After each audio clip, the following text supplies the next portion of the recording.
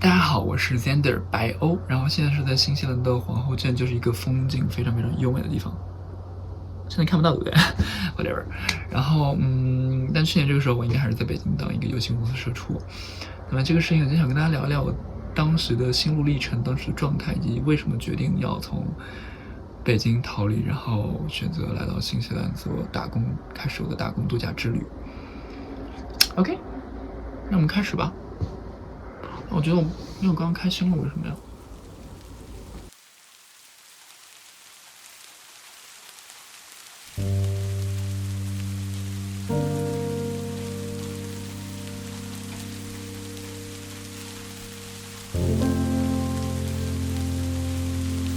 在春节假期的最后一天，也是回北京前的最后一晚，我在我的家乡游荡了一整个晚上。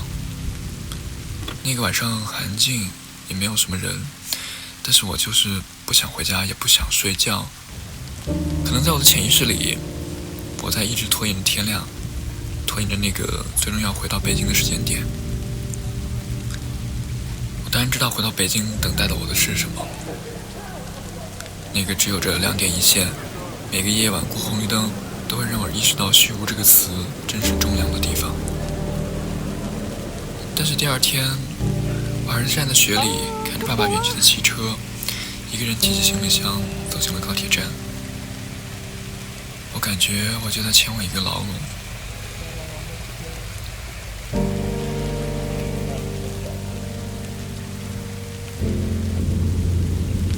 自由对你来说意味着什么呢？逃离现在的生活，还是前往更大的世界？就在2022年的前半年，我还在北京的一家游戏公司工作。这份工作看起来还不错，他加班很少，薪水还可以，同事之间也蛮和谐。但是我其实一点都不喜欢我所做的事情。我也知道工作这件事，他也谈不上喜欢不喜欢，但是他也没有给我想要的生活呀。高楼大厦，宽广的马路，每天按部就班的公交，还有这千篇一律的日子。高中的时候，我就一直在努力去捕捉这个世界的美，但现在的工作，我只是觉得它在把我和真实的世界隔绝开来。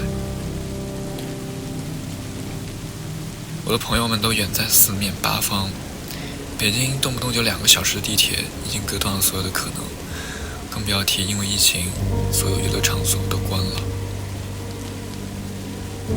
忙，大家都很忙，大家都很不开心。毕业之后就再也没有说走就走的旅行了，再也没有说约就约的麻辣烫，只能在这个少得可怜的假期去买最贵最贵的旺季票，然后在人最多的时候出行。工作以后的我可能只能用一个字来形容，就是累。哪怕没有做什么，也好累啊。总是期待的周五，却又总是虚度的周末。下班回到家的时候，我也不想开灯，放起一点爵士乐，城市的灯火就这么透过窗户，我看着这些，感觉自己与世隔绝。领导他说，5年10年后，你一定会成为这个领域的专家。我想的是，天啊，我要做这个工作一直做5年10年吗？在我印象里，我感觉我的同事们都是业界翘楚，他们意气风发。结果有天加班到凌晨2点的深夜，他们叹息着渴求着涨薪。资历长的同事会安慰我说，这样的事儿遇到的多了以后，你就会麻木，然后知道这些事儿就不会能影响到你的心情了。但是我不想麻木，我想我一定要保持愤怒。雅思一次次取消，从天降下的黄马，不断有漏洞被封锁，让我哪儿也不敢去，我只能待在家里。就超级离谱。后来我在离开北京的前夕，我去重访那些我们回忆中的地方，那些我们欢笑过、无拘无束的地方，那些也正在消失的地方。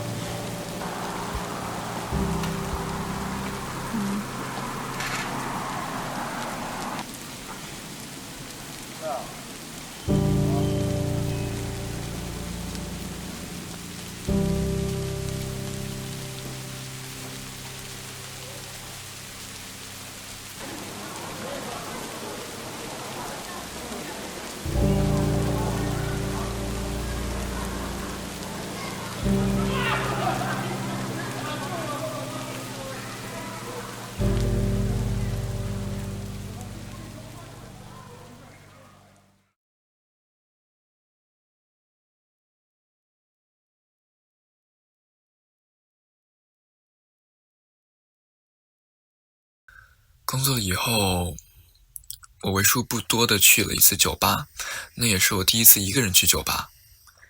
那个时候朋友都很忙，也没有朋友的陪伴，然后我在酒吧里就看着烟雾缭绕的这些昏暗，我觉得自己在这里愚蠢透了。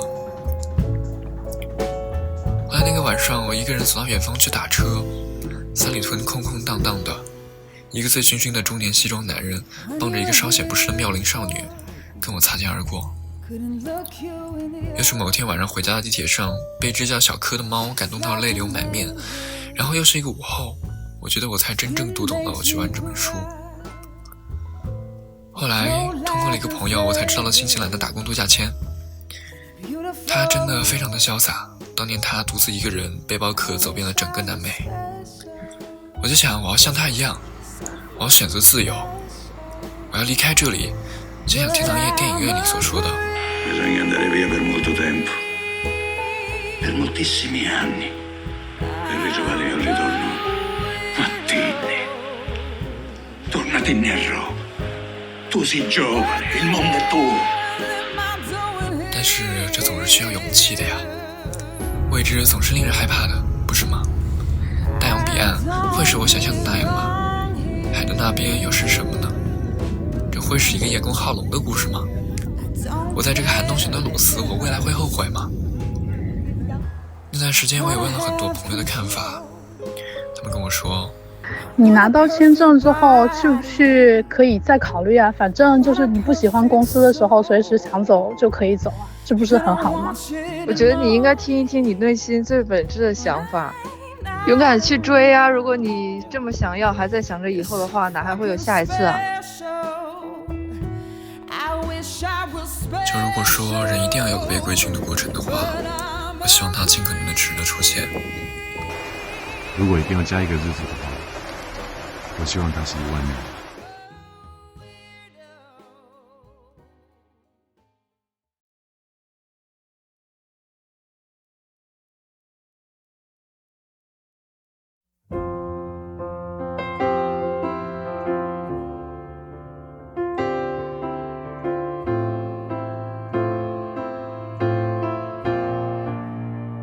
我想找回那个独自在夜晚黑暗的房间里跳舞的自己，我想找回那个和朋友一起去酒吧，然后在北京鹅毛大雪的前夜看着世界上最糟糕的人缓缓睡去的自己。